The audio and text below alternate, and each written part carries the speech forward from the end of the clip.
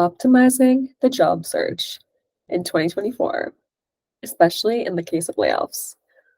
Y'all, it's already been a rough year. It's February 1st, 2024. There's already been a lot of layoffs. And as we know, in 2023, there were 191,000 US based tech layoffs. So who knows? Who knows what's going to happen next? Like, how do we stay ready for what might happen? That's kind of what we're focusing on today in this video. We're not going to panic. We're not going to freak out. We're not going to stress ourselves out. We're just going to be ready and just learn the best ways to stay ready and optimize the job search. I mean, if you're someone who currently has a job and you're just like, want to be ready for in case a layoff happens, or if you just got laid off, or you just graduated college and you're trying to get a job and figure out the best ways to do that, this video is for you. So, first things first is you want to make sure you understand your benefits. Even if you're currently at your role right now, understand your benefits. What do I mean by that? Do you have severance? How long is your severance? What do you get out of your severance? How much pay do you get? This is huge. You kind of understand like a plan. So, do you have 2 months? Do you have 3 months? Do you have 6 months? Like, find the details out just so you're aware. You might actually find, especially if you're at a big tech company, you might have amazing severance. So this might actually relieve some of your stress because you realize you could actually still survive for months and have time to find another opportunity that really suits you. So you might panic less actually if you find out how much severance you have. But find out if it's not a big tech company. Find out if like your state requires severance, like whatever the laws are, basically wherever you live. Find that out. Especially if you're at a small company and you're worried they're gonna like try to not give it to you.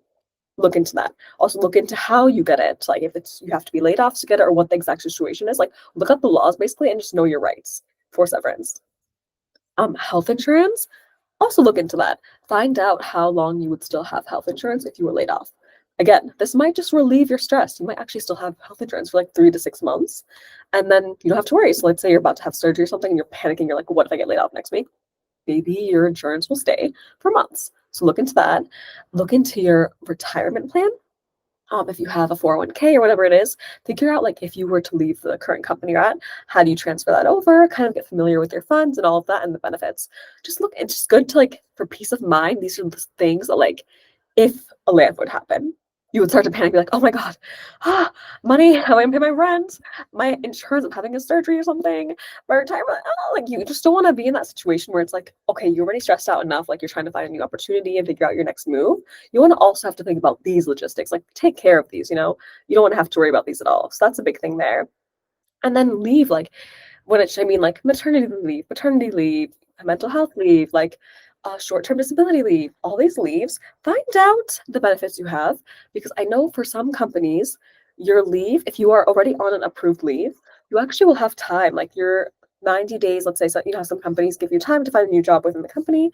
If you have leave, apparently the 90 days might not even start until your leave is done. So look into that, know your rights, and just, again, these are all just things that I'm telling you to do because actually will relieve your stress if you know all your rights and benefits, and things just won't be as daunting. So you won't be panicking at the thought of a potential layoff because you're like, okay, worst case, if that happens, you know, I'm kind of set up for a few months, ideally. And again, I'm speaking with a lot of privilege working at a major tech company, so I understand that. So just look into what you do have, and then maybe there are areas that really stress you out, and then you can kind of figure out a plan B for those areas. For example, if you find out your health insurance doesn't carry on, find out how else you can find health insurance quickly in case that happens.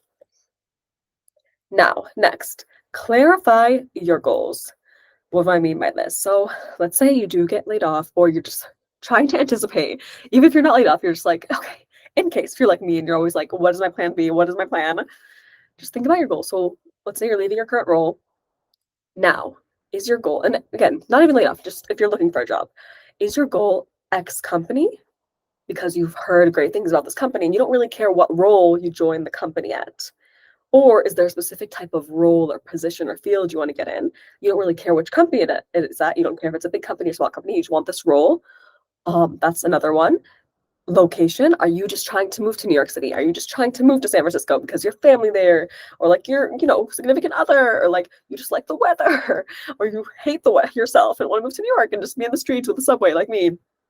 Find out if that's your top priority, or is it lifestyle? Like you just want something that's like chill, you want to be flexible, you want to just like have a normal, like, steady income and not be working too much, like whatever lifestyle means to you, like what is your number one?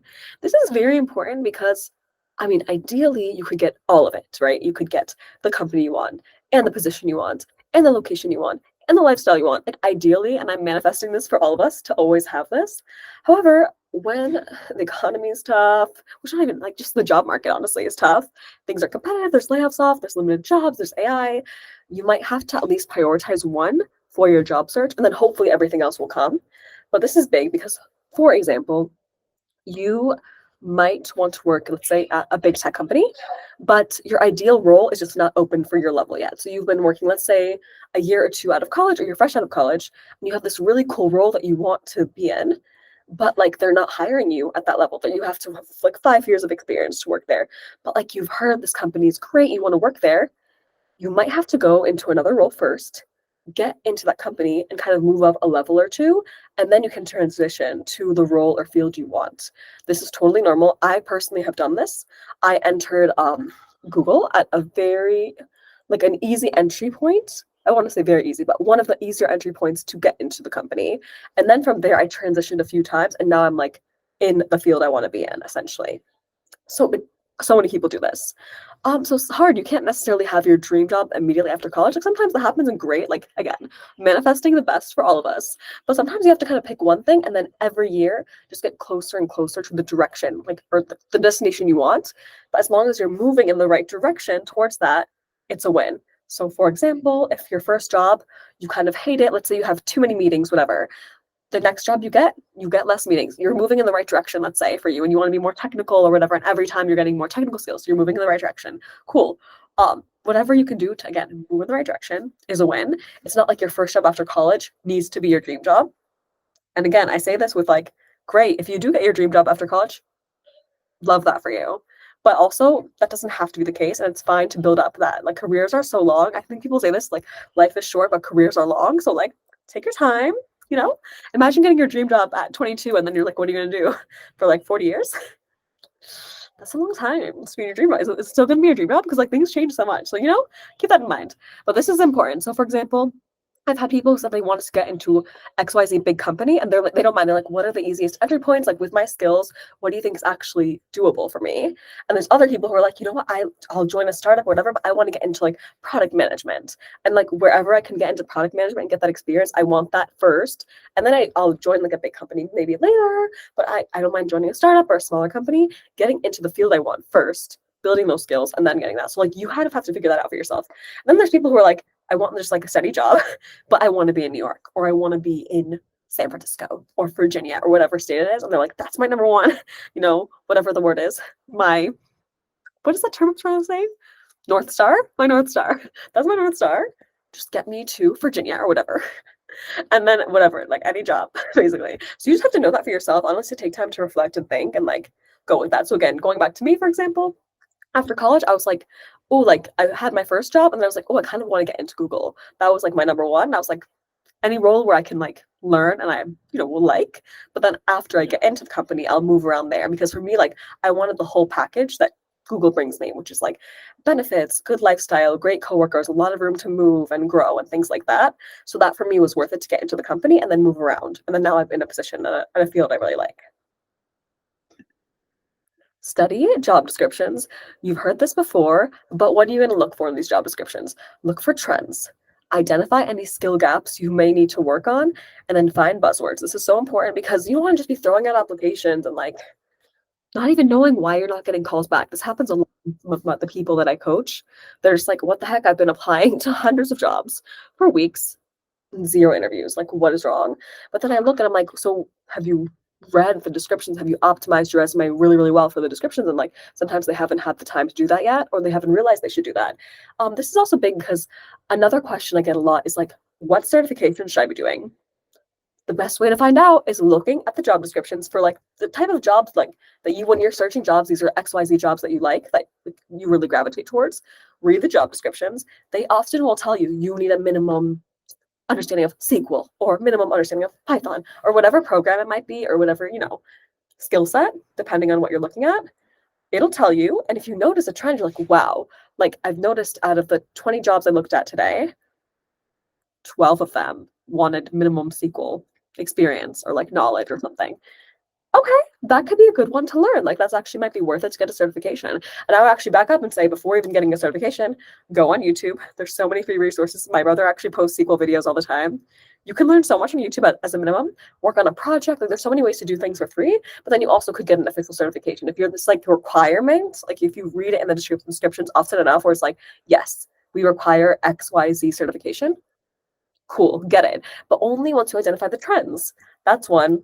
Same with the buzzwords. So there's just sometimes ways where you can just reframe what you already have on your resume to fit into the stories and buzzwords that they want. Because you generally have them. You just have to reframe how you're telling the story and which skills you're emphasizing on from those stories. So that's why you want to read the buzzwords. But then also you might find, again, a skill gap that you need to fill. And that's fine. You can do that through projects, volunteering, or like taking something on or a certification.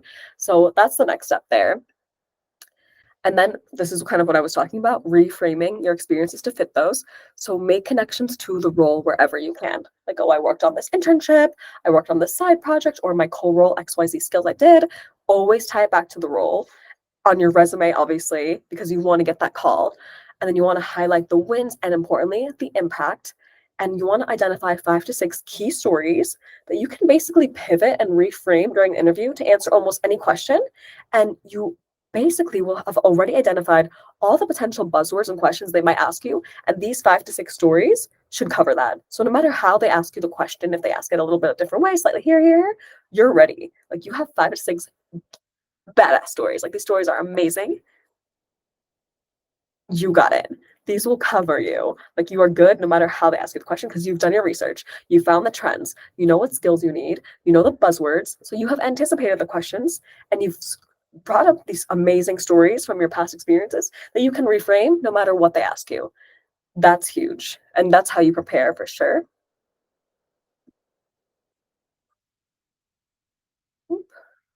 Okay. Next, you're going to optimize your application process. Because again, I have people telling me I've applied to hundreds of roles, no interviews. What do I do? So, one, you're going to talk to people in those roles at these companies that you're applying to. You're going to find out what interview types you're going to have and the timelines they usually get back to you to set your own expectations. And then you're going to apply to the most relevant roles based on their advice.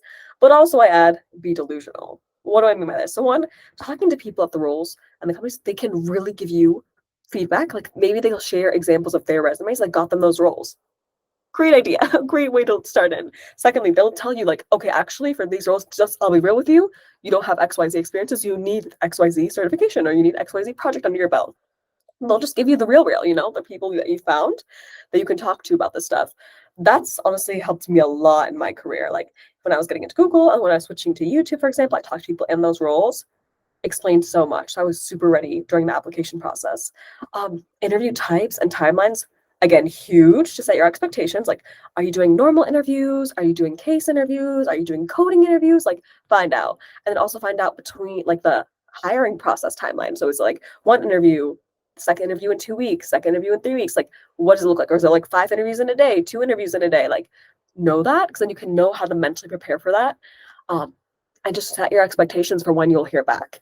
And then applying to the most relevant roles. This is huge because, especially when things are so competitive, if it says minimum requirement like 5 years experience, chances are they're getting people who do have that experience applying. And sometimes they'll just discard your resume. So I'm not saying to not apply to those. However, if you happen to find roles that are even more relevant to you, like they say 3 years experience, you do have that experience, you have all the certifications or skills you need, and like you have a high chance because your resume is stacked with all the things and the buzzwords they have in there. That's better for you because then they'll at least be like, oh, this is someone we can interview. Sometimes I found people that I've been helping out applying to jobs where there's a minimum requirement of 10 years of experience and then just don't even get a call back, because it's like not the most relevant roles.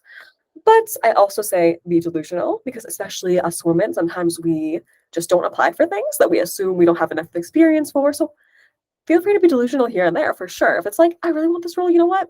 Let me try it out. Even if it's like you don't meet all the requirements, you definitely can still apply to those. 100%. I'm a big advocate for that. I feel like I've been delusional a lot in my life and it's got me very far and so many experiences that I've honestly never would have had if I wasn't as delusional as I am. However, if there are roles that are exciting to you and you fit the requirements, there's a high chance that you'll, or a higher chance you'll get interviews for that. And then once you've optimized the application process, you get that referral. This is huge. Please, please don't be applying to these huge tech companies with no referral. Just on average, high level, you're 4 times more likely to get that role if someone has referred you. Like, that's crazy. Some companies have to review your application within a week if you get referred. If you don't get referred, they can just never look at it because there's hundreds of thousands maybe of applications for the same role sometimes. And it's usually a win-win situation. Like, you might be shy to ask someone for a referral, but to be honest, it's kind of a win-win-win because it's like the company gets referred to someone great. The person who refers you often gets some type of bonus if you make it all the way, and then you get a higher chance of getting an interview. So just win-win-win across the board, honestly. So don't be shy to ask people respectfully and tastefully, I will add here. There's some people can ask in a rude way or just like act like it's someone's job to refer you. No, but there's a respectful way to approach someone, ask for their advice, and be like, would you be open to refer me? And also understanding your relationship with that person and how you should ask based on that. Um, and if you don't know anyone, there's companies you want to apply to, but you're like, I literally have no friends who work here. Leverage LinkedIn. And the big thing I would do is type in the company and then your university name if you went to college. That's a great way to be like, okay, Google Georgetown. Like, I would look up that and I would find people who worked at Google and also was at Georgetown and be like, hey, I saw you're an alumni as well. I was looking at XYZ role.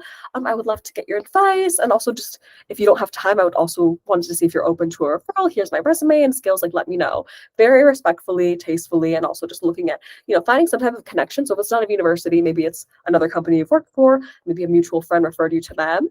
Find something that you have a common ground with to make them feel like, okay, this is someone I know. This is someone from my community.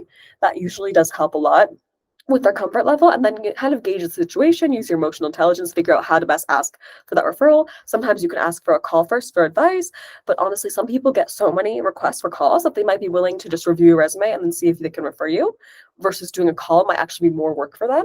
So just gauge the situation and see what they say and how they would like to help. Interview over prep. I'm a huge fan of this. So what do I mean by this? You want to think of everything and go above and beyond with your practice. You want to do the STAR method as usual. You want to have stories like I talked about earlier that would cover multiple questions. And I will actually make a separate video because I have an amazing process that I created after learning how to do interviews over the years, and it's helped me tremendously. Like, I used to be so stressed. Like, I swear, y'all, like, I'm the best worker. I'm not even kidding. Like, whenever I work, people love working with me.